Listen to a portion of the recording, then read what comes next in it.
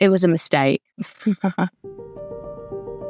It's really interesting because for a long time, it was a source of a lot of shame. It's an ongoing process of softening, of self-acceptance, discovering that the moment that you direct love and compassion towards the parts of yourself that you have shamed yourself for is the moment that there's this space for grace to slip in. It's like resilient. A lot of that is in my genes. It's like it's ancestral, that strength. Shame is a powerful driver. It's like, I have something to prove, I'll show you. It was not the Bond Street, company credit card, lunches at Hakazan and Nobu. It was up till 3 a.m, 16,000 greeting cards on the floor, and just being full on that.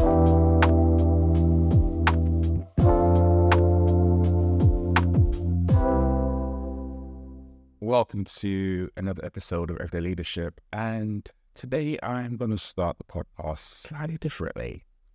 I'm going to start it with a quote from my guest's book, and it reads, "Some of us on this earth are the candles and the lanterns, flickering lights occasionally pointing out the way in this vast tunnel that is life. The understanding we show to our young, to those less able, and to the alienated. Surely this must be the only true meaningful contribution man can make, one to another, or one to the other." My guest wrote that, which was a quote from her dad, and I'm going to ask her to introduce who she is, what she's about, and then she can give us her name.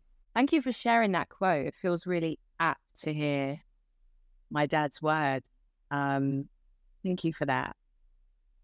Who am I? I am a woman who is always growing. I'm not who I was yesterday. I'm not yet who I'll be tomorrow. And in this moment, I feel incredibly blessed to be living a life that's full of contrast. A big life, and not always easy, as much full of challenge as it is with highs and bliss. My name's Jessica Huie. I'm the author of Purpose. I'm a publicist and an entrepreneur. Wow. I love that. It's interesting when people introduce themselves and people who have lived great, magnanimous lives, should I say, they don't go to the accolades. They don't go to the spaces and places they've worked with, who they've worked with. They go to what means something to them. And that's why, for me, I was like, I'm always interested. How do you introduce yourself? Let's go back to a younger Jessica. Let's go back to high school Jessica. When you got expelled from school, what was that in regards to? Oh, it was a mistake. The mistake that I made. Yeah. And it's really interesting because it's, for a long time, it was the source of a lot of shame. So I'll share it with you now because I think it's important to, when we recognize those things that, that kind of shame that we carry around for things where we, you get to a point where you realize you aren't the thing, you aren't your series of mistakes, or that's something that you've done, or you do, and not who you are. And so it was work experience, and it was take your daughter to work day. And I had, I think for whatever reason, I didn't have anything in place, and I ended up going to work in a department store close to the school. And I had my first boyfriend at the time. And for whatever reason, I was a teen my teen years were a struggle. I really didn't have a strong sense of who I was. Like most teenagers, you're all trying to work out who you are, and there's that pressure to fit, to belong. And I ended up, so I was working in the trainer department, sneaker department of this department store. And I stole a pair of trainers for my first boyfriend, and I got caught I got caught. And so I was expelled for that. And, apart from that, I've been a great student, academic, um, doing well in terms of grades, into all of the kind of the drama club and the dance club. Um, and my headmistress at the time, I remember she sent me this note apologizing for the fact that she needed to make an example of me and explaining how much potential that I had, and that she wishes she didn't have to make that decision. And it was only sort of many years later that I kind of looked back and realized that actually I was really failed by the system. On the contrary, for so long, as I carried, so I sort of carried this shame around it. But actually looking back, I believe that the education system, our public sector systems, institutions have a responsibility to care for and see beyond the things sometimes, see beyond, and I think in that, because that was the moment that I really fell outside of the school system, and it wasn't necessary, it really wasn't necessary. So, everything happens for a reason, but I think it's more interesting for me to reflect on how my relationship to what happened has shifted over the years, to one from blame to compassion. You talked about the fact that it's taken you a while to reconcile the past and have that compassion for yourself for something that you did as a kid. And I guess I would love to hear from you what it took for you to start to reframe and start to look at things very, very differently, because there are a lot of adults I talk to now who have incidents that happened when they were a lot younger, and they still shape the narratives, they still shape the stories they tell themselves now. It's always good to be able to learn from someone who's actually started to do things and look at things very differently. I think it's an ongoing process of sort of softening of self-acceptance. I've done a lot of personal development is the most important thing in my life, because it informs and impacts every relationship that I have, from, mother to, a leader to all of it. And yet, so for so many years, a huge part of that personal development was devoted to doing stuff, like to learning, to acquiring, in a way, the same approach that I'd applied to success in my life before I wrote my book Purpose, because I kind of see, you talked about the chapters, the way that I live with chapters, and I kind of see the big chunk of a chapter pre-purpose and then multiple chapters after. And I think I applied the same force to my personal development that I did to my career. And the difference has been in shifting from acquiring and doing to releasing, to letting go of, and to coming to accept and like draw in all of the parts of me, all of the pieces of me, and like shine love in the places that I'd been chastising myself. That's been the most impactful thing in my growth, and like discovering that the moment that you kind of direct love and compassion towards the parts of yourself that you have shamed yourself for is the moment that there's this space for grace to slip in. And like the liberation that comes from that has been, just game changing. Honestly, just listening to you now, it sounds like such a, you walk around with a backpack in your bag, and it's got loads of different rocks in it from different things that have happened to us over the years, and we carry that with us. It sounds like, in a metaphorical way, being able to just unpack and let go of that bag and be free to just fly and move forward a lot a lot quicker, which is not easy to do because that requires you sitting with yourself and exploring and analyzing and getting to that state and that place of compassion. And I love what you said around, in a sense, reconnecting a different part of yourself. Because actually, where I see things a lot of times, we as individuals are great, but we tend to disconnect some of our greatness because of the things that we go through. You're someone who has, in a sense, risen to the different challenges and circumstances that life has thrown at you. At 17, you were a single mom. You have an amazing, beautiful daughter. But at 17, navigating that space where 2 years ago you just got expelled, now you got a child, and then going on to still get your education and step into the success that we're going to come to shortly. That was a remarkable turnaround and change for you to have that different mindset. Initially the tools that I used, not consciously, I drew on what I had at that point in my life, in my teens. It's like resilience, grit, and a lot of that is in my genes. It's like it's ancestral, that strength.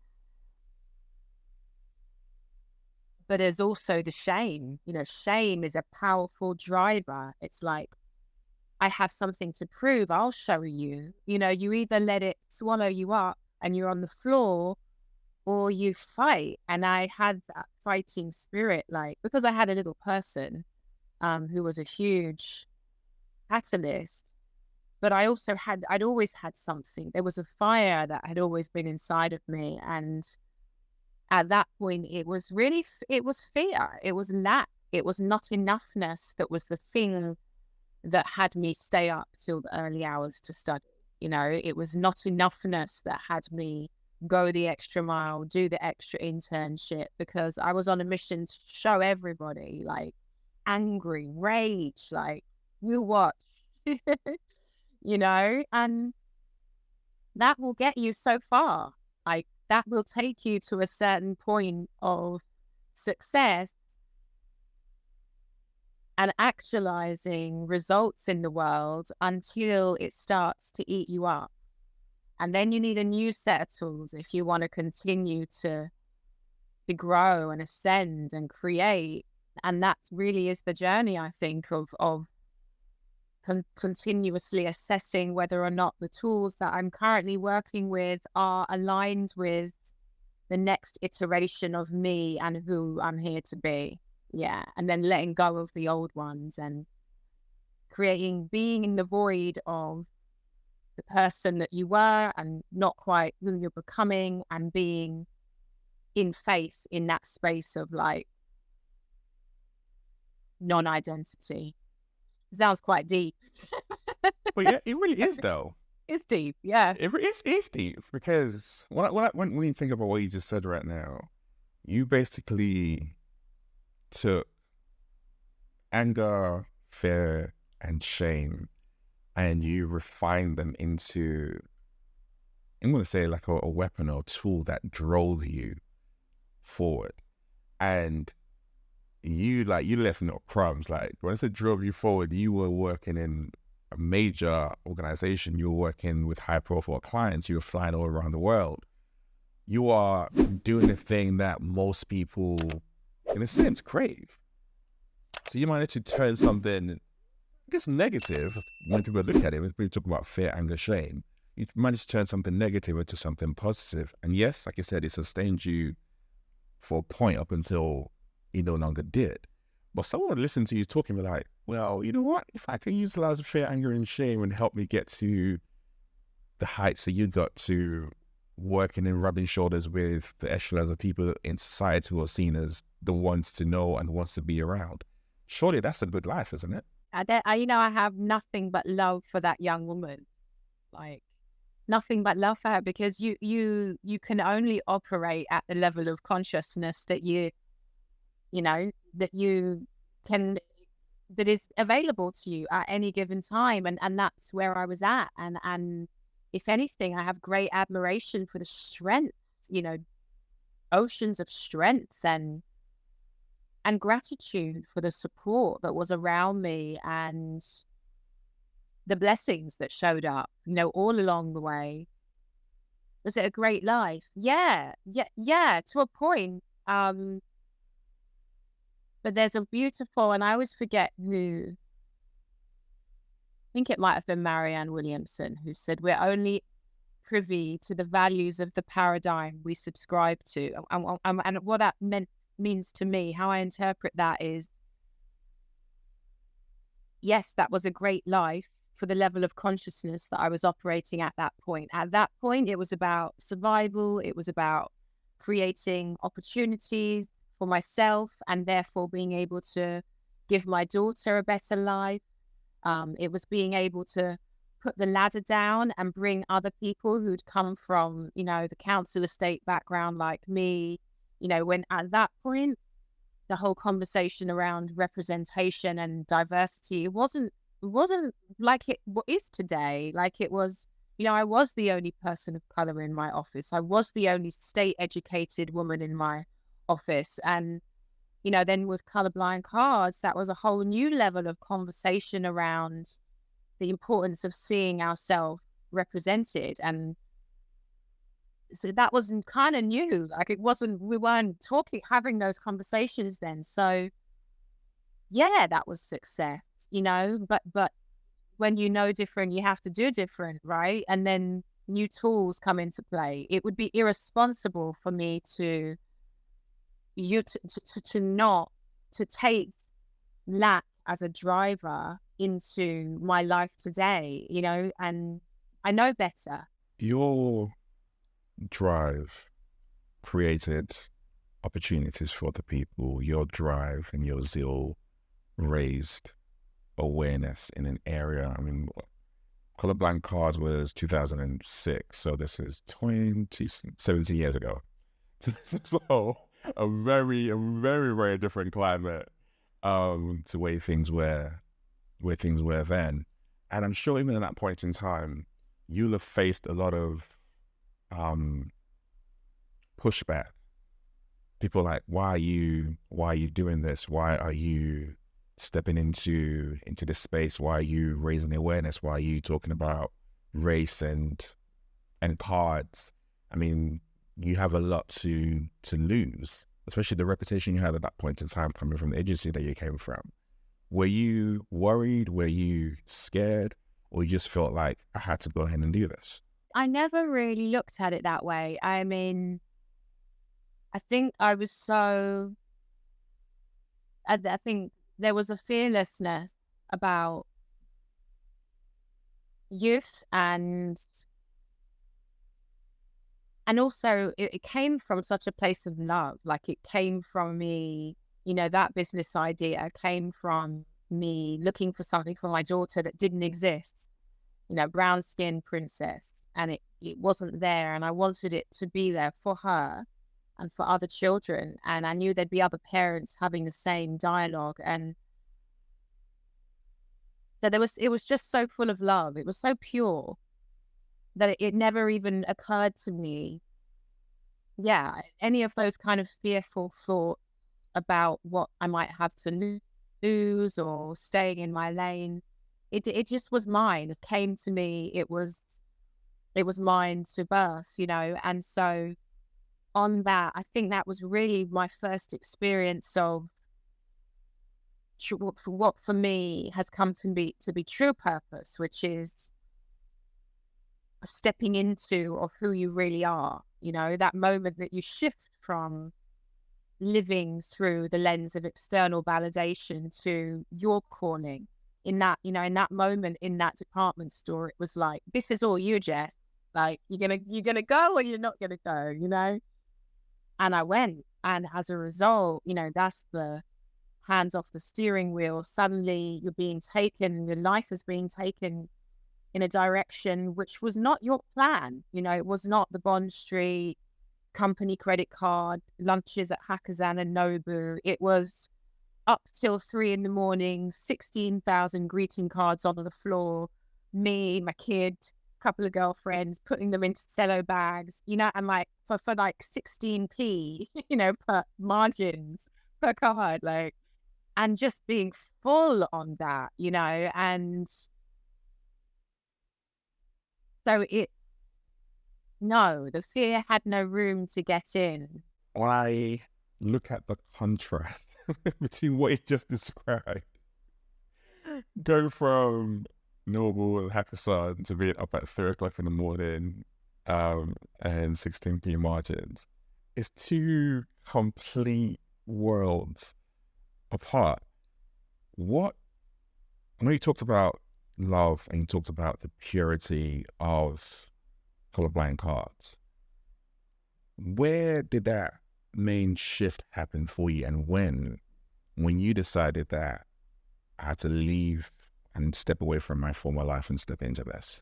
So it took a year. I worked for a year. I continued with the agency I was working at, you know, and which I'm so grateful for. You know, it gave me such an insight into a world that, you know, I hadn't had access to. And that was the foundation for my media career, which, you know, I have lots of gratitude for that. And, you know, I was a single parent, so I couldn't, Colorblind wasn't earning enough to sustain me. So I continued to work there for a year and did both. So it took a year, and there was also, I needed to find the confidence, I guess, in myself to make a success of the idea. And then eventually what I did was I left the agency and started my own PR agency. So a year after starting Colorblind, I started JHPR. And then I had both businesses, and JHPR was like the investor in Colorblind. And then I was out on my own. You started that agency, you started Colorblind Cards, you won a lot of awards at that point in time, and you were at through the height of your career at that point in time anyway. And then your dad got ill, and you stepped away and you looked after him. And that's, because reading a book, that's where purpose kind of came about. And initially I thought it was when you started looking after your dad was when you started to develop a new set of tools. But as I listen to you talk now, it sounds like that development had something already started to shift for you. Am I correct in that assumption now? Yeah, I mean, I think it's always there, isn't it? And I think it kind of bubbles up, and there's layers to it too. No, definitely. I mean, I remember being in the agency even before I started Colorblind. And at this point, you know, I'm 25, 26, earning disproportionately more than most, you know, young women in PR at that time, just living, you know, the life, and just a life away from where I'd started. You know, there was still lots of contrast. I was living, you know, social housing, and, you know, there was still contrast, but I was, you know, the hard work had paid dividends. But I was still having this kind of internal, like, conflict between, like, a knowing deep down around who I was and the environment that I was operating in. Like, that was coming up as early as 25. And it was loud. It was a loud voice, which I have never been able to stuff down for too long, like my truth. And that's been hard. Because sometimes I've been like, oh, give me a minute. What was the voice saying? It's said different things, like, this isn't you, you know, this environment, relationship, you know, job, career path, country isn't you. Like, you got to come over here, you got to step out, you've got to leap. let go, speak up, it's always a move towards truth. And most of the time I don't feel quite ready for it. And yet that's what it is, isn't it? It's been and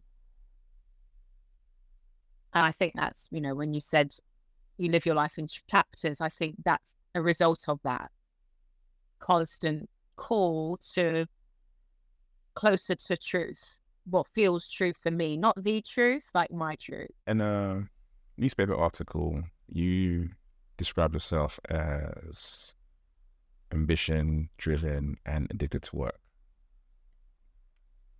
When I read those words, it's so hard to relate to the person I'm speaking to right now. And I'm curious, when you started working, when you started to look after your dad and started thinking about the book, that shift that you made and spending time with him in a completely different setting and environment, from an emotion and mental perspective, how did that, I'm going to say, help you to start to listen more to the voice, and rather than dull it down, create the space, I guess, to even make it louder and louder for it to really cause the change that eventually took place with you? I think the first thing was the space of presence that it catalyzed, because the person that you are closest to in the world, in some ways, is preparing to depart, and I just remember feeling like I wanted to honor, like it felt like a privilege to be able to be there for him, as he was, dying. And I wanted to honor it. And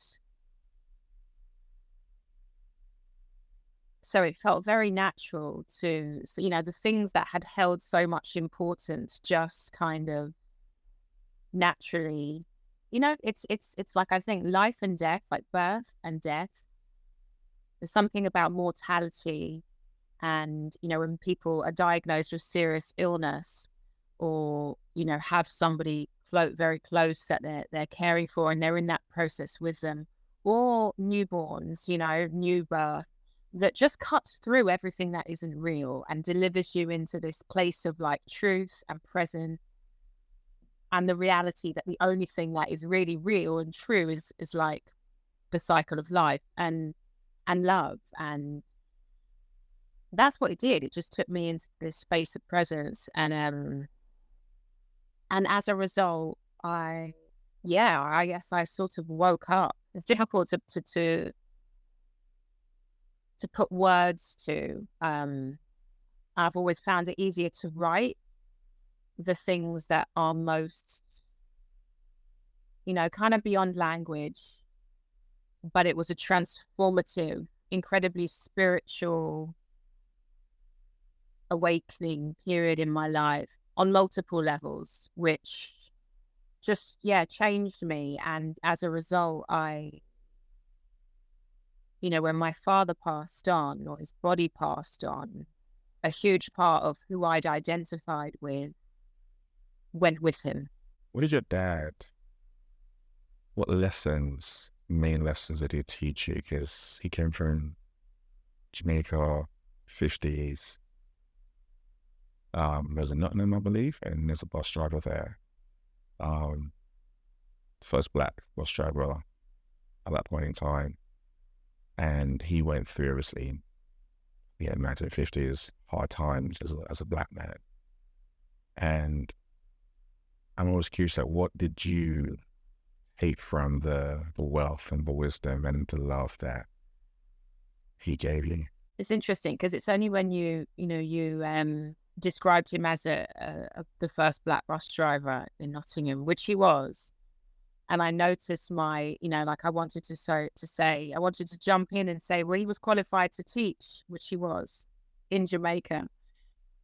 And it's like that thread of, that was a real journey for him that he went through, I guess. And perhaps never quite made peace with, but that thing around equating our value to our identity or to what we do or to what we do for a living, that was always a real journey for him, because I know that he felt that he didn't achieve in a worldly way the things that he could so easily have done. He was such a brilliant man, really brilliant man, very wise, very, very intelligent. And actually, what we got as children, which I'm, really grateful that I was able to communicate to him before he passed, it was the more important stuff, the bigger stuff. It was the deeper stuff. It was like, to thine own self be true, like prize that above all else. And,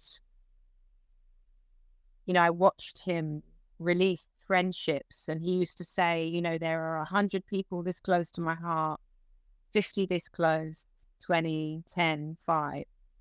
And like those kind of principles for living, I'm still learning and remembering. And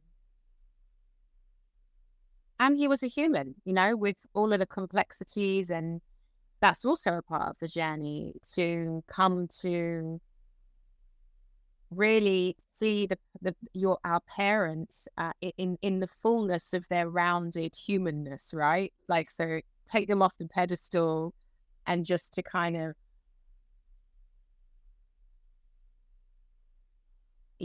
make peace with all of it. Make peace with all of it, because we're all doing the best we can, right?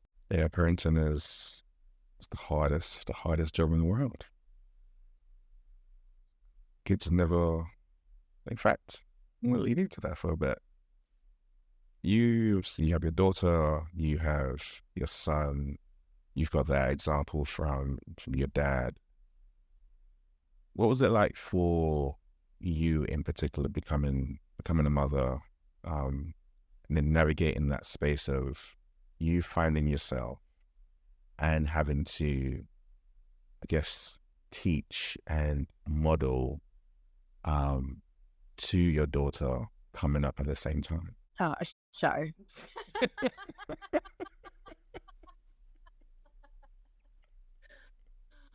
Oh, Monet.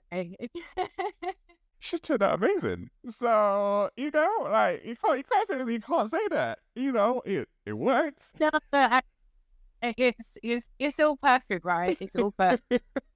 And the reality is, I did the best that I could with what I had. And there was always the desire. There was always a real desire to do the best. And I had so much healing to do. And was also trying to create practically and build. And it wasn't easy. And I think it's really interesting to have an 11-year-old as well and a 24-year-old. I'm a completely different parent. And it's still not easy. And he challenges me in new and different ways. And he has a mother who has, done a lot of work so internally, and continues to prioritize that. So yeah, I'm at peace with it. I really believe that, for so long I wanted to jump in front of any obstacle or challenge. I wanted my daughter to have an easier time than I'd had. I worked hard, sent her to private school, which was really hard to maintain at certain points in my life as a young mom, and wanted her to be exposed to, the world. And sometimes I was too extreme with that, trying to cosset her and protect her from life, because that's a balance. And But I've just come to realize that, like, you know, the challenges that we get from our upbringing and everything that life presents us with, that's our path. Like, that's the very thing that we get to transmute and transcend and like learn through. So I'm at peace with it, and you know, I feel very grateful that we still have a very close relationship, and that's everything, right? Like, in the end, it's like that's what matters. So You went to Jamaica a number of years ago, and in fact, what instigated the move, and what was it like being there the last couple of years with your son growing up there? So it's 3 years next month, and I can't believe it. And as we prepare to come back, like, I'm really reflecting, you know, I'm just massively reflective. And oh, I felt called to come, and I realized I was also escaping, running in some ways, I think, From from feeling things I didn't want to feel. From feeling things I didn't want to feel. And I don't think I'm unusual in fact, I know I'm not unusual in that. I think most of us build our lives in a way to protect against feeling things we don't want to feel. Unconsciously, not consciously. And you know, we use all sorts of ways and people and situations to numb and distract from just being with what is. For me, it was the pandemic, right? And it was that early part of the pandemic, and George Floyd had just been murdered, and I had made the decision to end my marriage. And that had been one of the things that had unfolded from the period of caring for my dad. It was one of the things that kind of came up as I wasn't the same person anymore. And, you know, I'm very, very grateful, and I feel blessed that, you know, the ending of that marriage was as amicable as it could be. You know, it really was. And I think it's testament to the man, to him, and to the care between us and the love between us, actually. But nonetheless, I was in, you know, that void I mentioned, that space of unbecoming. Then the pandemic hit. In equal parts, I felt called to Jamaica. I wanted my son to have an experience of being the majority as a Black boy. It felt necessary in a world where, you know, as I said, George Floyd just won, right? Had just been murdered, and the whole, you know, we were all present enough to really feel the impact of that in a way that I think for the Black community, you know, it wasn't new to feel the impact, but suddenly the world had stopped. And it felt like something I could control. What can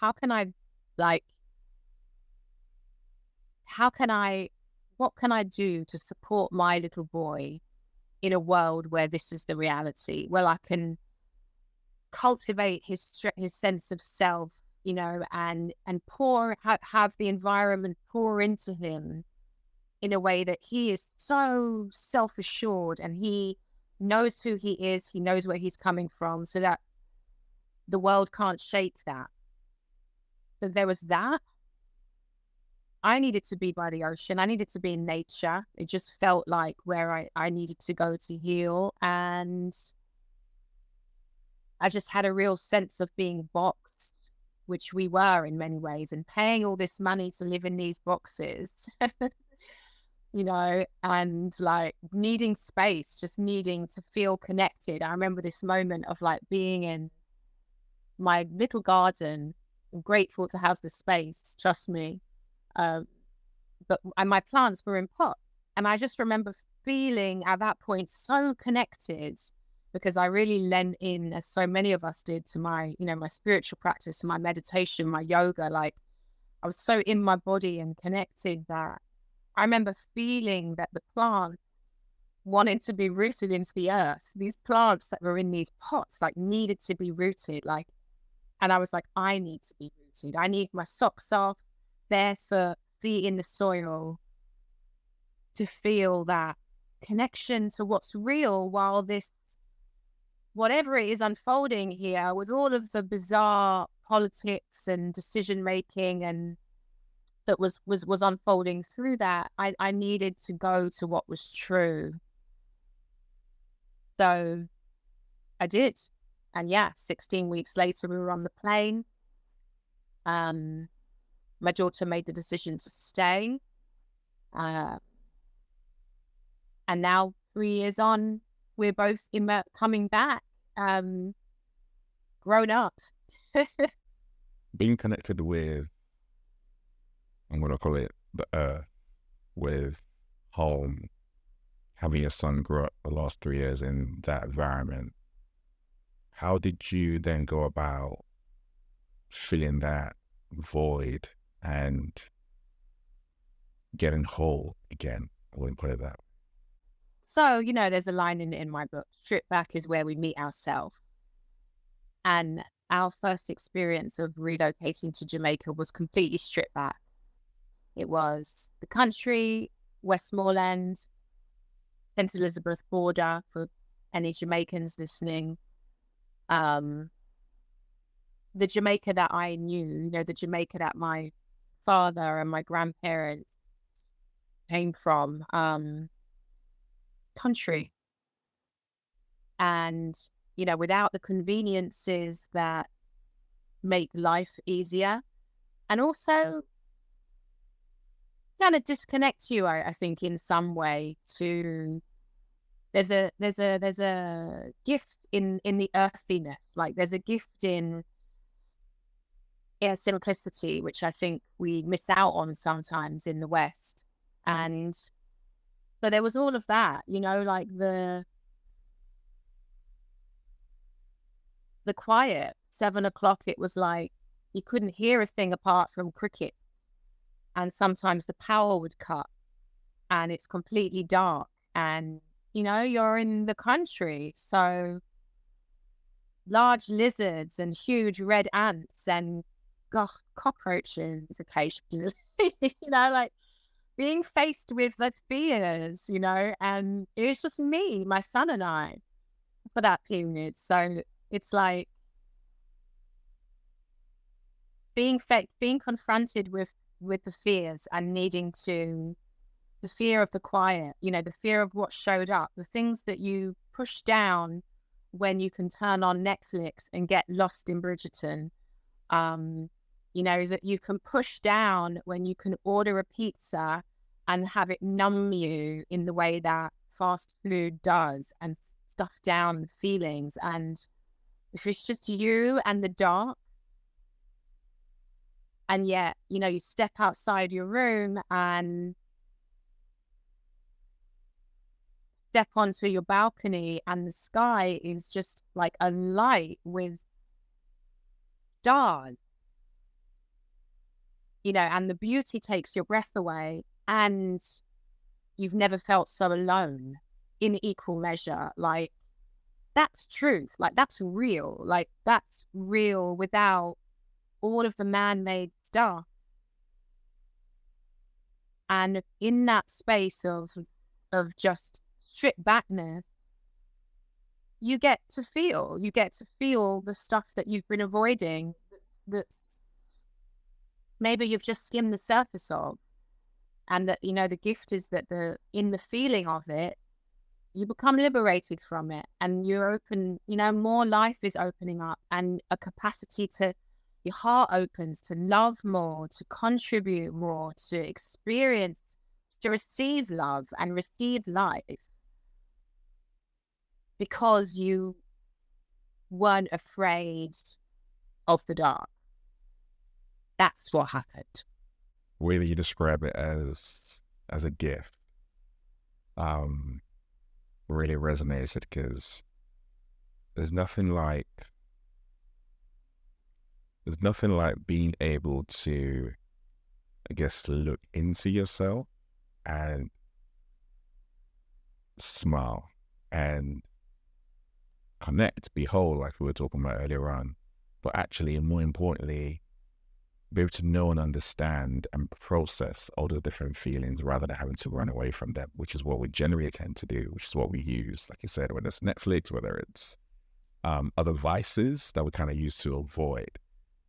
And as much as it's a gift that you listen to you talk about sounds absolutely amazing, it's so hard for people to do. I mean, we saw it happen in the pandemic where people were going stir crazy and because they didn't have those vices anymore, and they had to listen to some of those voices, and they didn't want to do so.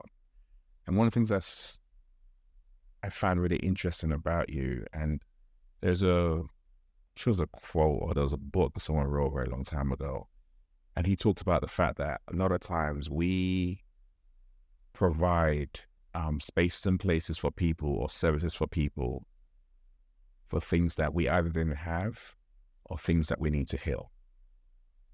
And then I look at some of the work that you've done with the Purpose Retreat in Jamaica, the self-development programs that you have, obviously the book that you have written and added more chapters to. You have been able to help other people find their purpose. You've been able to expose other people to the gift that you describe.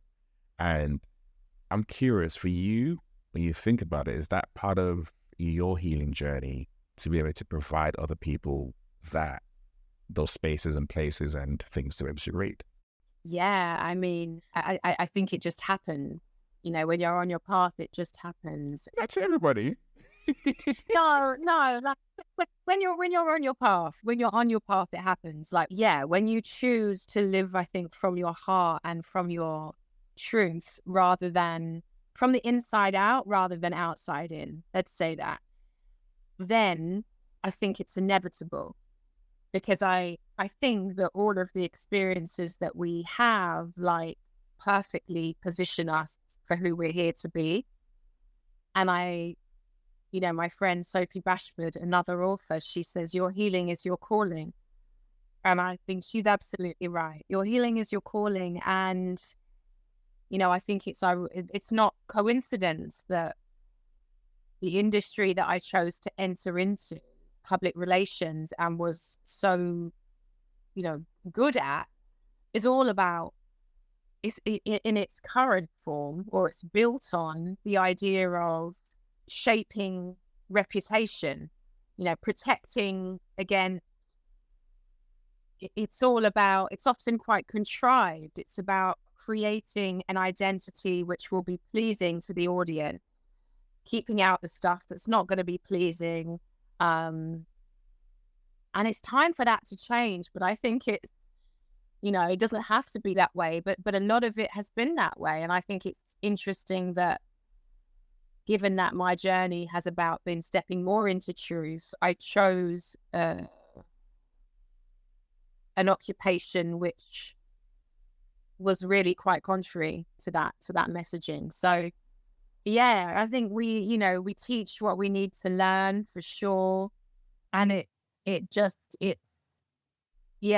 don't know what else I can say. It's I have 100%. It's that captures it already. We heal through it. Yeah, it captures it. Yeah.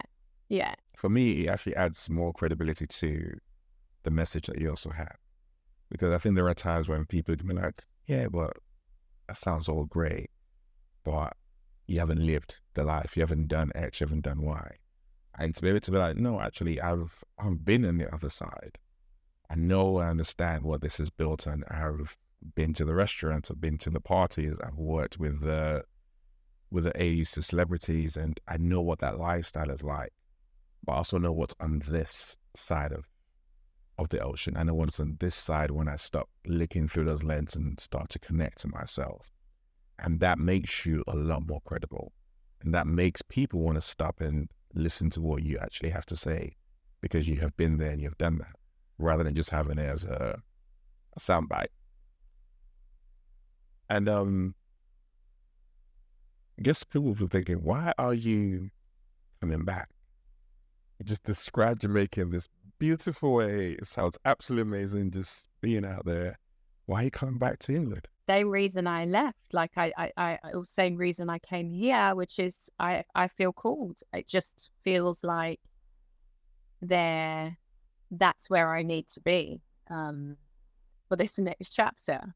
And I have more to do. And, I never expected to miss PR or elements of my media career, but I started to. So, yeah, like I'm not attached to the identity of the woman who runs retreats or the woman who was doing, like I'm not. And so like I can just pick up this other part of myself, which, wants to create in that space and contribute and really be a bridge for storytellers, for the stories and the messages and the individuals and entities which can help us to move forward as a society and as a humanity. And yeah, I am clarifying my role within that. And it's very exciting. Are there any fears as you come back, as you step back into this industry, around how it might change or shape your view of things? Or is it very much around that actually you are completely grounded in the wholeness and fullness of who you are right now? It's more around you bringing that energy, like I said, leading from the inside out, not the outside, and bringing that energy to the industry to showcase something different. I'm not afraid of being led astray. I'm too long in the tooth. I think I know who I am. I'm not afraid of that at all. I know who I am. I know what I stand for. Are there fears around, getting caught up in overworking and the energy of, UK life? Yeah, they I, for sure they come up. I have fears for sure. But I think ultimately it's about, as long as I stay anchored into the practices and the environments that keep me aligned, I'll be fine. And ultimately, like, my reputation with myself is more important than any other reputation. And if I keep that as my sort of lighthouse, I can't veer off. And if I change my mind, I can come back. You can. Right? Freedom of choice. So it's like, it's not that deep. It's like we make it more complicated than it needs to be. How are you defining success? How do you define success, actually? Let me put it in present tense. How do you define success in the way that you live, the way that you show up day in, day out, or even looking to this next chapter as you come back? Success for me is, how true am I being to myself? How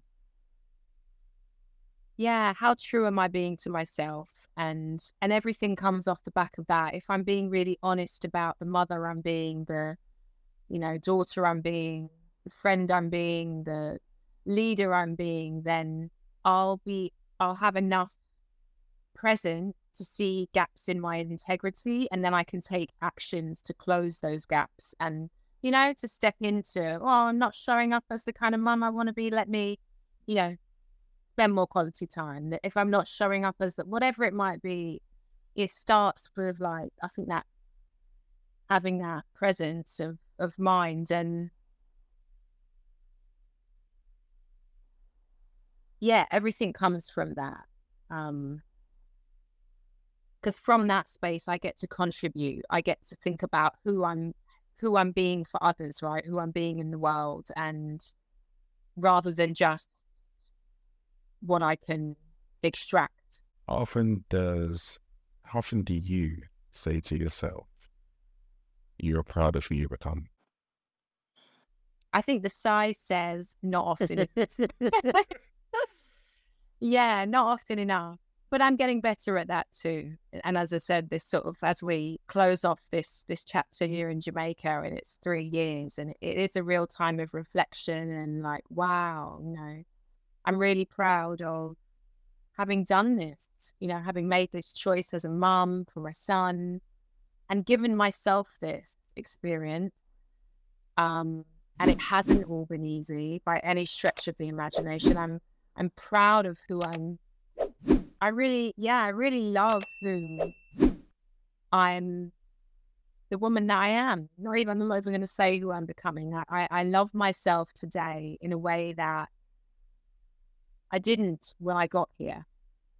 And there's still more, and that's okay. Perfectly okay. And it's so good to hear you also say that, because I think so often we don't stop, especially for our individual selves, just be like, well, I've made progress. I've grown, I've changed, I've evolved.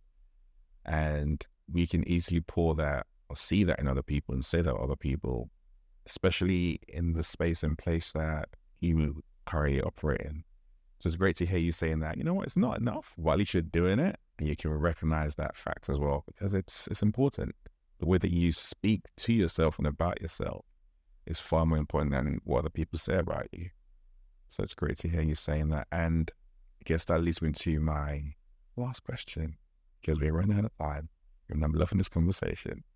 How do you define leadership? How do I define leadership?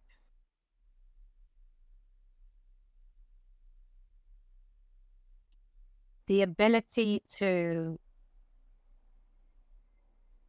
move ego out of the way in order to serve, guide, contribute in a way which is bigger than our own agenda, our own individual small agenda. Yeah, it's the capacity to get out, to go, to move beyond the smallness that is a part of being a human and step into something bigger and more meaningful in order to be of service to the collective. You're someone who I've always, interested enough, without me, before this kind of came about, you're someone whose name came up in a number of different conversations around, like, Jessica does X, Y, Z.